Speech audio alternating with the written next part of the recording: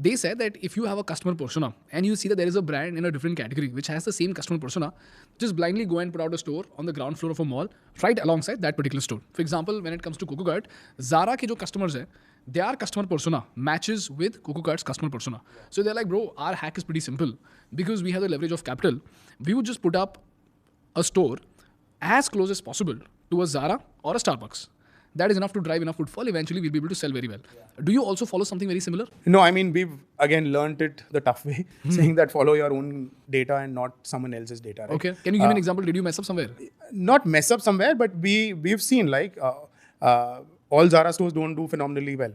There is a Zara store in Surat which just does 10% of what it does in Palladium. If I had to place it there, then it'll be a wrong call, right? Yeah. So I think the way we look at it is number one is our data point. How many consumers do we hold? Which is an obvious thing that if I have 2,000 consumers in say this particular pin code, I know even if 30% is the retention rate, how many are going to shop from me? And through the malls pool, how many new consumers will I sort of attract? And plus, three is there are a lot of consumers who've seen us but never shopped because they didn't want to buy online. Now they can go to the store and experience it. So for us, data towards a neighborhood is not very, very important. To give you an example, our first store in Bangalore is on a semi-high street store. Even till date, there is no absolute retail presence across 500 meters up and down. Okay. We chose that location. I was passing by Jayanagar, saw a to-let board. The first store that we were doing, right? It said 2,200 square feet. 3,65,000 is the rental.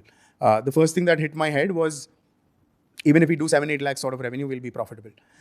So we decided to take up that place. Took about 2 months to design it.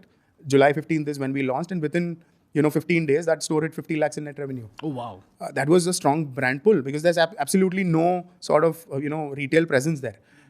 And again, I think art of distraction helps you, amazingly well in marketing at least, right?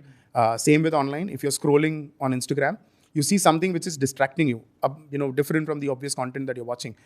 It is for sure that you will spend extra 5 seconds. Correct. The same way when you're passing by a street, which is just barren, suddenly you see a flashy store in between.